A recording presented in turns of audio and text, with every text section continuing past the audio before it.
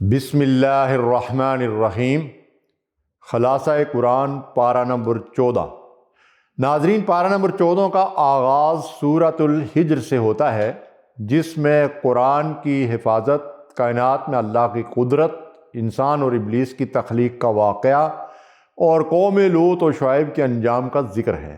اس کے بعد سورۃ النحل، جسے نعمتوں والی سورت بھی کہا جاتا ہے، اس میں اللہ تعالیٰ کی توحید کے دلائل، بارش، چوپایوں، پھلوں اور شہد کی مکھی جیسی نعمتوں کے ذریعے دیے گئے ہیں، اور عدل و احسان کا جامع حکم بیان کیا گیا ہے۔ ناظرین، سورۃ الحجر کے آغاز میں فرمایا گیا ہے کہ یہ آیات ہیں کتاب الہی اور قرآن مبین کی۔ بعید نہیں کہ ایک وقت وہ آ جائے جب وہی لوگ جنہوں نے آج دعوت اسلام کو قبول کرنے سے انکار کر دیا ہے، پچھتا پچھتا کر کہیں گے کہ کاش ہم نے سر تسلیم خم کر دیا ہوتا۔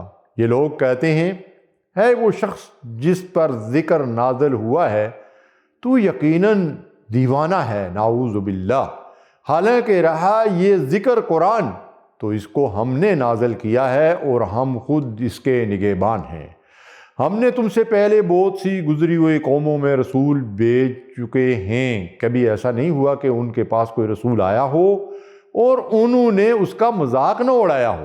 اگر ہم ان پر آسمان کا کوئی دروازہ کھول دیتے اور وہ دن دہاڑے اس میں چڑھنے بھی لگتے، تب بھی وہ یہی کہتے کہ ہماری آنکھوں کو دھوکا ہو رہا ہے، بلکہ ہم پر جادو کر دیا گیا ہے۔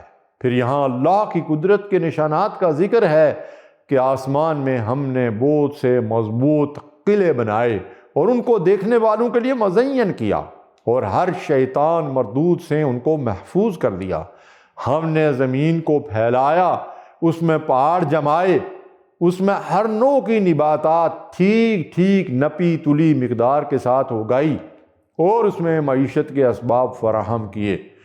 کوئی چیز ایسی نہیں جس کے خزانے ہمارے پاس نہ ہوں، اور جس چیز کو بھی ہم نازل کرتے ہیں ایک مقرر مقدار میں نازل کرتے ہیں۔ ہم ہی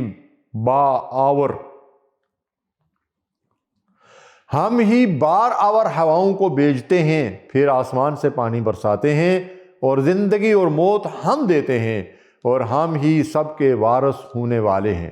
اس مقام پر قصہ تخلیق یوں بیان کیا ہوا ہے کہ ہم نے انسان کو سڑی ہوئی مٹی کے سوکھے گارے سے بنایا، اور اس سے پہلے جنوں کو ہم آگ کی لپٹ سے پیدا کر چکے تھے۔ جب رب نے فرشتوں سے کہا کہ میں بشر پیدا کر رہا ہوں تو تم سب اس کے آگے سجدے میں گر جانا۔ تمام فرشتوں نے سجدہ کیا سوائے ابلیس کے۔ اس نے کہا، میرا یہ کام نہیں ہے کہ میں اس بشر کو سجدہ کروں۔ اللہ نے فرمایا، یہاں سے نکل جا کیونکہ تو مردود ہے۔ اس نے مہلت مانگی اور کہا، میں زمین میں ان کے لیے دل فریبیاں پیدا کر کے ان سب کو بہکا دوں گا، سوائے تیرے ان بندوں کے جنہیں تو نے خالص کر لیا ہو۔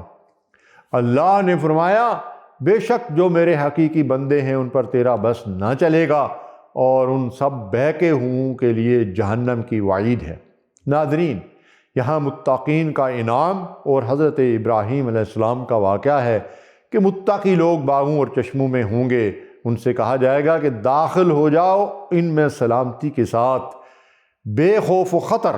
پھر ابراہیم علیہ السلام کے مہمانوں یعنی فرشتوں کا ذکر ہے کہ انہوں نے بشارت دی کہ ڈرو نہیں، ہم تمہیں ایک بڑے سیانے لڑکے کی بشارت دیتے ہیں۔ ابراہیم نے کہا، کیا تم اس بڑھاپے میں مجھے اولاد کی بشارت دیتے ہو؟ انہوں نے جواب دیا، ہم تمہیں برحق بشارت دے رہے ہیں۔ اپنے رب کی رحمت سے مایوس تو گمراہ لوگ ہی ہوا کرتے ہیں۔ پھر انہوں نے بتایا کہ ہم ایک مجرم قوم لوط کی طرف بھیجے گئے ہیں، سوائے لوط کے گھر والوں کے، ان سب کو ہم بچا لیں گے سوائے اس کی بیوی کے۔ ان آیات بینات میں عذاب کی منظر کشی کی گئی ہے کہ جب یہ فرستادے لوط علیہ السلام کے ہاں پہنچے تو شہر کے لوگ خوشی کے مارے بےتاب ہو کر گھر پر چڑھ آئے۔ لوط علیہ السلام نے کہا، یہ میرے مہمان ہیں، مجھے ان کے معاملے میں رسوا نہ کرو اور اللہ سے ڈرو۔ آخر کار پھٹتے ہی ان کو ایک زبردست دھماکے نے آ لیا، اور ہم نے اس بستی کو تلپٹ کر کے رکھ دیا اور ان پر پکی ہوئی مٹی کے پتھروں کی بارش برسا دی۔ اس واقعے میں بڑی نشانیاں ہیں اور ایکا والے قوم شعیب بھی ظالم تھے، تو دیکھ لو کہ ہم نے بھی ان سے انتقام لیا، اور ان دونوں قوموں کے اجڑے ہوئے علاقے کھلے راستے پر واقع ہیں۔ سورہ کے آخر میں ارشاد ہوتا ہے کہ ہجر کے لوگ قوم سمود بھی رسولوں کی تکذیب کر چکے ہیں۔ وہ پہاڑ تراش تراش کر مکان بناتے تھے، آخر کار ایک زبردست دھماکے نے ان کو صبح ہوتے ہی آ لیا۔ اے نبی صلی اللہ علیہ وسلم، ہم نے آپ کو 7 ایسی آیتیں دے رکھی ہیں جو بار بار دہرائی جانے والی ہیں، یعنی سورہ فاتحہ، اور قرآن عظیم عطا کیا ہے۔ تم اس متاع دنیا کی طرف آنکھ اٹھا کر بھی نہ دیکھو جو ہم نے ان میں سے مختلف قسم کے لوگوں کو دے رکھی ہے۔ اپنے رب کی حمد کے ساتھ اس کی تسبیح کرو اور بندگی کرتے رہو یہاں تک کہ وہ چیز آ جائے جس کا آنا یقینی ہے، یعنی موت۔ ناظرین، اب یہاں سے سورۃ النحل کا آغاز ہو رہا ہے۔ سورۃ النحل کے پہلے رکوع میں تنبیہ ہے کہ آ گیا اللہ کا فیصلہ، اب اس کے لیے جلدی نہ مچاؤ۔ اس نے انسان کو ایک ذرا سی بوند سے پیدا کیا اور دیکھتے دیکھتے صریحاً وہ ایک جگڑالو ہستی بن گیا۔ اس نے جانور پیدا کیے جن میں تمہارے لیے پوشاک بھی ہے اور خوراک بھی، ان میں تمہارے لیے جمال یعنی خوشنمائی اور زینت بھی ہے، جبکہ صبح تم انہیں چرنے کے لیے بھیجتے ہو اور جبکہ شام انہیں واپس لاتے ہو۔ اس نے گھوڑے اور خچر اور گدھے پیدا کیے تاکہ تم ان پر سوار ہو اور وہ تمہاری زندگی کی رونق بنے۔ یہاں اللہ کی نشانیوں کا ذکر ہے کہ وہی ہے جس نے آسمان سے تمہارے لیے پانی برسایا، وہ اس پانی کے ذریعے سے کھیتیاں اگاتا ہے، زیتون اور کھجور اور انگور اور طرح طرح کے دوسرے پھل پیدا کرتا ہے۔ اس میں ایک بڑی نشانی ہے ان لوگوں کے لیے جو غور و فکر کرتے ہیں۔ اس نے تمہاری بھلائی کے لیے رات اور دن اور سورج اور چاند کو مسخر کر رکھا ہے۔ وہی ہے جس نے تمہارے لیے سمندر کو مسخر کر رکھا ہے تاکہ تم اس سے تر و تازہ گوشت لے کر کھاؤ اور اس سے زینت کی چیزیں نکالو۔ اور وہ دوسری ہستیاں جنہیں اللہ کو چھوڑ کر لوگ پکارتے ہیں، وہ کسی چیز کی بھی خالق نہیں ہیں بلکہ خود مخلوق ہیں، مردہ ہیں نہ کہ زندہ۔ اس مقام پر فرمایا گیا ہے کہ تمہارا خدا بس ایک ہی خدا ہے، مگر جو لوگ آخرت کو نہیں مانتے ان کے دلوں میں انکار بس کر رہ گیا ہے اور وہ گھمنڈ میں پڑ گئے ہیں۔ اور جب کوئی ان سے پوچھتا ہے کہ تمہارے رب نے یہ کیا چیز نازل کی ہے تو کہتے ہیں اجی وہ تو اگلے وقتوں کی فرسودہ کہانیاں ہیں، نعوذ باللہ۔ یہ باتیں وہ اس لیے کرتے ہیں کہ قیامت کے روز اپنے بوجھ بھی اٹھائیں اور کچھ ان لوگوں کے بوجھ بھی سمیٹیں جنہیں یہ جہالت کی بنا پر گمراہ کر رہے ہیں۔ پھر ذکر ہوتا ہے کہ ان سے پہلے بھی بہت سے لوگ ایسی ہی مکاریاں کر چکے ہیں، تو دیکھ لو کہ اللہ نے ان کے مکر کی عمارت جڑ سے اکھاڑ پھینکی۔ دوسری طرف جب خدا ترس لوگوں سے پوچھا جاتا ہے کہ یہ کیا چیز ہے جو تمہارے رب کی طرف سے نازل ہوئی ہے، تو وہ جواب دیتے ہیں کہ بہترین چیز اتری ہے، ایسے متقیوں کو وہ جنتیں ملیں گی جن کے نیچے بحریں بہہ رہی ہوں گی۔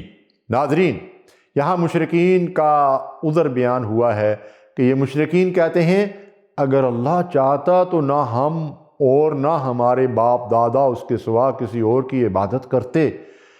ہم نے ہر امت میں ایک رسول بھیج دیا اور اس کے ذریعے سے سب کو خبردار کر دیا کہ اللہ کی بندگی کرو اور طاغوت کی بندگی سے بچو۔ یہ لوگ اللہ کے نام سے کڑی کڑی قسمیں کھا کر کہتے ہیں اللہ کسی مرنے والے کو پھر سے زندہ کر کے نہ اٹھائے گا۔ اٹھائے گا کیوں نہیں؟ یہ تو ایک وعدہ ہے جسے پورا کرنا اس نے اپنے اوپر واجب کر لیا ہے۔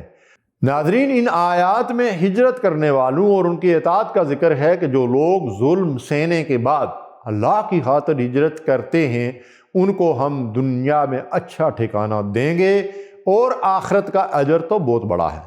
اور کیا یہ لوگ اللہ کی پیدا کی ہوئی کسی چیز کو بھی نہیں دیکھتے کہ اس کا سایہ کس طرح اللہ کے حضور سجدہ کرتے ہوئے دائیں اور بائیں گرتا ہے؟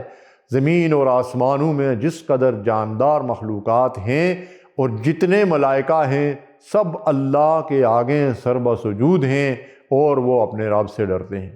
یہاں شرک کی تردید ہے کہ اللہ کا فرمان ہے کہ دو خدا نہ بنا لو، خدا تو بس ایک ہی ہے، جو نعمت بھی تمہیں حاصل ہے اللہ ہی کی طرف سے ہے۔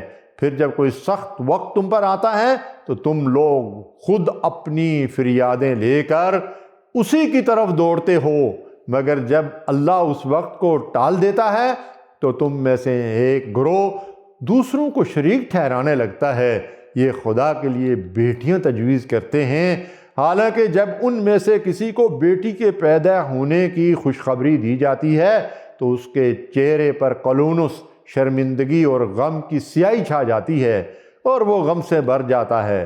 پھر بتایا گیا کہ اگر کہیں اللہ لوگوں کو ان کی زیادتی پر فوراً ہی پکڑ لیا کرتا تو روئے زمین پر کسی متنفس کو نہ چھوڑتا، لیکن وہ سب کو ایک وقت مقرر تک مہلت دیتا ہے۔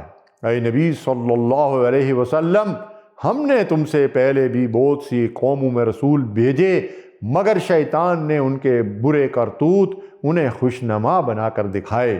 ہم نے یہ کتاب تم پر اس لیے نازل فرمائی کہ تم ان اختلافات کی حقیقت ان پر کھول کر بیان کر دو جن میں یہ پڑے ہوئے ہیں۔ ناظرین، یہاں اللہ کی قدرت کا بیان ہے کہ تمہارے لیے مویشیوں میں بھی ایک سبق موجود ہے۔ ان کے پیٹ سے گوبر اور خون کے درمیان ہم ایک چیز تمہیں پلاتے ہیں، یعنی خالص دودھ۔ کھجور کے درختوں اور انگور کی بیلوں سے بھی ہم ایک چیز تمہیں پلاتے ہیں جسے تم نشہ آور بھی بنا لیتے ہو اور پاک رزق بھی۔ اور دیکھو، تمہارے رب نے شہد کی مکھی پر یہ بات وہی کر دی کہ پہاڑوں اور درختوں میں اپنے چھتے بنا۔ اس مکھی کے اندر سے رنگ برنگ کا ایک شربت یعنی شہد نکلتا ہے جس میں شفا ہے لوگوں کے لیے۔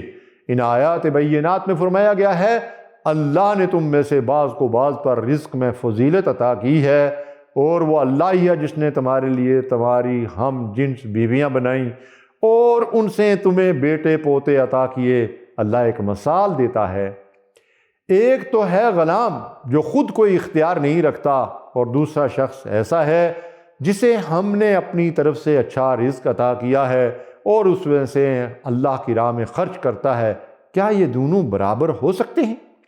یہاں قیامت اور انسانی حواس کا ذکر ہے کہ قیامت کے برپا ہونے کا معاملہ کچھ دیر نہ لے گا، مگر بس اتنی کہ جس میں آدمی کی پلک جھپک جائے۔ اللہ نے تم کو تمہاری ماؤں کے پیٹوں سے نکالا اس حالت میں کہ تم کچھ نہ جانتے تھے۔ اس نے تمہیں کان دیے، آنکھیں دیں اور دل دیے۔ کیا ان لوگوں نے کبھی پرندوں کو نہیں دیکھا کہ فضائے آسمانی میں کس طرح مسخر ہیں؟ اللہ نے تمہارے لیے تمہارے گھروں کو جائے سکون بنایا۔ اے نبی صلی اللہ علیہ وسلم، تم پر صاف صاف پیغام پہنچا دینے کے سوا اور کوئی ذمہ داری نہیں ہے۔ پھر قیامت کے دن کے منظر کا ذکر ہے کہ انہیں کچھ ہوش بھی ہے کہ اس روز کیا بنے گی جب ہم ہر امت میں سے ایک گواہ کھڑا کریں گے۔ پھر کافروں کو نہ حجتیں پیش کرنے کا موقع دیا جائے گا، نہ ان سے توبہ کا مطالبہ ہی کیا جائے گا۔ جب یہ ظالم عذاب دیکھ لیں گے تو نہ ان کے عذاب میں تخفیف ہوگی اور نہ مہلت دی جائے گی۔ اے نبی صلی اللہ علیہ وسلم، ہم نے یہ کتاب تم پر نازل کر دی ہے جو ہر چیز کی صاف صاف وضاحت کرنے والی ہے اور ہدایت اور رحمت اور بشارت ہے۔ ناظرین، یہاں اس مشہور آیت کا ذکر ہے جو خطبہ جمعہ میں پڑھی جاتی ہے۔ اللہ فرماتا ہے، اللہ عدل اور احسان اور صلہ رحمی کا حکم دیتا ہے اور بدی اور بے حیائی اور ظلم و زیادتی سے منع فرماتا ہے۔ اللہ کے عہد کو پورا کرو جب تم نے اس سے کوئی عہد باندھا ہو، اور وہ عورت جس نے محنت سے سوت کاتا اور پھر ٹکڑے ٹکڑے کر ڈالا اس کی طرح نہ ہو جاؤ۔ جو شخص بھی نیک عمل کرے گا، خواہ وہ مرد ہو یا عورت، بشرطے کہ ہو وہ مومن، اسے ہم دنیا میں پاکیزہ زندگی بسر کرائیں گے۔ جب تم قرآن پڑھنے لگو تو شیطان رجیم سے خدا کی پناہ مانگ لیا کرو۔ اس مقام پر فرمایا گیا ہے کہ جب ہم ایک آیت کی جگہ دوسری آیت نازل کرتے ہیں تو یہ لوگ کہتے ہیں تم یہ قرآن خود گڑھتے ہو۔ کہہ دو کہ اسے تو روح القدس جبریل نے ٹھیک ٹھیک میرے رب کی طرف سے نازل کیا ہے۔ ہمیں معلوم ہے یہ لوگ کہتے ہیں کہ اس شخص کو ایک آدمی سکھاتا ہے، حالانکہ اس کی زبان عجمی اور یہ صاف عربی زبان ہے۔ جو شخص ایمان لانے کے بعد کفر کرے سوائے اس کے کہ وہ مجبور کیا گیا ہو اور دل اس کا ایمان پر مطمئن ہو تو اس پر کوئی پکڑ نہیں، بخلاف اس کے جن لوگوں نے ہجرت کی اور صبر سے کام لیا، ان کے لیے یقیناً تیرا رب غفور اور رحیم ہے۔ یہاں ایک بستی کی مثال دی گئی ہے۔ وہ امن اور اطمینان کی زندگی بسر کر رہی تھی اور ہر طرف سے رزق پہنچ رہا تھا کہ اس نے اللہ کی نعمتوں کی ناشکری شروع کر دی۔ تب اللہ نے اس کے باشندوں کو بھوک اور خوف کا مزہ چکھایا۔ اللہ نے جو کچھ تم پر حرام کیا ہے وہ ہے مردار اور خون اور سور کا گوشت اور وہ جانور جس پر اللہ کے سوا کسی اور کا نام لیا گیا ہو، اور اپنی زبانوں سے جھوٹے احکام نہ لگایا کرو کہ یہ حلال ہے اور وہ حرام۔ سورہ مبارکہ کے آخر میں ارشاد ہوتا ہے کہ ابراہیم علیہ السلام اپنی ذات میں ایک پوری امت تھے، اللہ کا مطیع فرمان اور یکسو، وہ کبھی مشرک نہ تھے۔ اے نبی صلی اللہ علیہ وسلم، اپنے رب کے راستے کی طرف دعوت دو حکمت اور عمدہ نصیحت کے ساتھ، اور لوگوں سے مباحثہ کرو ایسے طریقہ پر جو بہترین ہو۔ اگر تم لوگ بدلہ لو تو بس اسی قدر لے لو جس قدر تم پر زیادتی کی گئی ہو، لیکن اگر تم صبر کرو تو یقیناً یہ صبر کرنے والوں ہی کے حق میں بہتر ہے۔ اللہ ان لوگوں کے ساتھ ہے جو تقوی سے کام لیتے ہیں اور احسان پر عمل کرتے ہیں۔ اے ہمارے رب، ہمیں اپنی نعمتوں کا شکر گزار بنا اور کفران نعمت سے بچا۔ ہمیں شیطان کے مکر اور نفس کی شرارتوں سے محفوظ رکھ۔